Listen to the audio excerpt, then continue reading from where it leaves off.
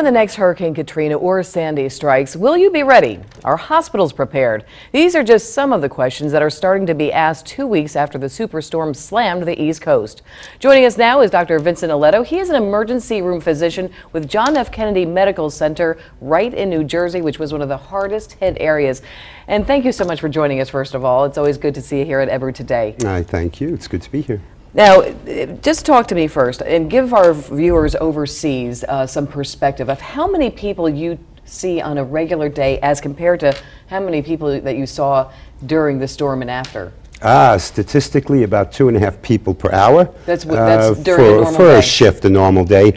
I saw in excess of 7 people an hour that were coming to the emergency department. It's almost 2 to 3 times as many. Yes, yes. And you said at one point you were seeing 200 people a day almost? Oh, yes, over 200 people a day, yes. The staff was at times overwhelmed. Now, what were some of the majority of the problems that you were seeing? We've had a lot of reports of some of the elderly falling because they didn't have lights, but what else were you seeing? A lot of the elderly patients who are oxygen dependent, they have compressors that suck oxygen out of the air, but they have to work by electricity. Without electricity, they don't work.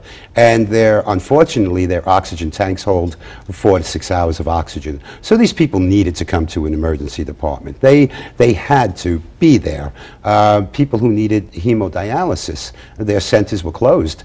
They had to come to the emergency department. We had to render some kind of care for them.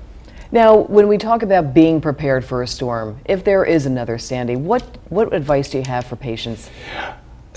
Make certain that you have all your medications ahead of time. Make certain if you're running low, call your doctor, call your pharmacy, see if you can get some extra medications. Call the oxygen company. I know at JFK, we sent out supplies to people prior to the storm because we knew they were going to be running out of oxygen. Now, in terms of loss of power that we did see, people also didn't have electricity for some people still don't have it, but it's been 12, 14 days, and it's getting cold here. So what can people do if they are staying in their homes to keep warm? Obviously blankets, but what else can they do? Huddling. Huddling is like the old days. Everyone went into one room. 3-dog night. You got your dogs. How many dogs does it take to stay warm? If it takes 3 dogs, get those 3 dogs. Put them in bed with you. Stay warm. Get all your blankets. Layer your clothing. Stay away from heating. An old trick was to heat water on your stove. You have to vent then because obviously carbon monoxide is going to build up and you're at risk for that. And if you vent a window, are you really defeating the purpose? A lot of heat is generated by candles.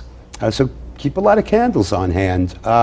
There's more and more of these space heaters that are more and more safe to use. A lot of camping equipment. You can actually use heaters within your tent. Make certain to go out there. There are plenty of places that sell them. You can go online, And they're battery operated. And they're battery operated. Some of them are actually propane operated that are vented, and they are safe indoors. Well, let's talk about some of the after effects right now. A lot of people are dealing with stress and anxiety over this storm. They've lost many of their belongings. What are you telling folks to do? Stress is a great cause of disease. It really is. The more we're stressed, the more our immune system gets depressed. And the best way to deal with this stress, and it's very stressful not to have electricity, we are so dependent on it, have some reading materials. Have something that's going to ease your mind, refocus you. Have a transistor radio so you have contact with the outside world. Even if you're just hearing your government tell you, okay, evacuate to certain locations. Everything is okay. We're going to be turning water on. You don't have to. You need to boil the water for the next 24 hours. But at least someone is telling you what to do, and at least someone's telling you it's going to be okay. And you talk about that immune system being down right now. We're of course going into flu season right now as well. Yes. What tips can you tell us? Just to be a little on the healthier side. What prevention tips can you give us? The reason why people don't get sick as much in the summertime is because it's hot. So people tend to stay away. In the wintertime, people again huddle. They stay close to each other. It's easy to transmit that virus. People touch their faces all the time.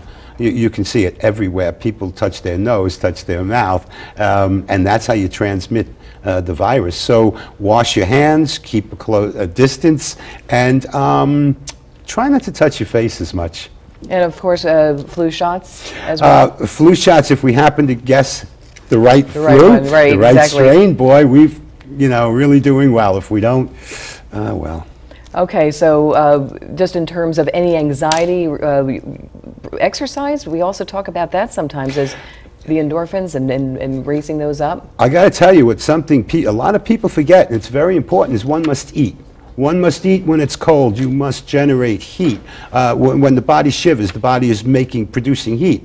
You need energy to produce that heat, so eat. All right, basic advice, eat healthy, wash your hands, and get plenty of rest. If you know that your freezer's going to cut off, start cooking that meat. All right.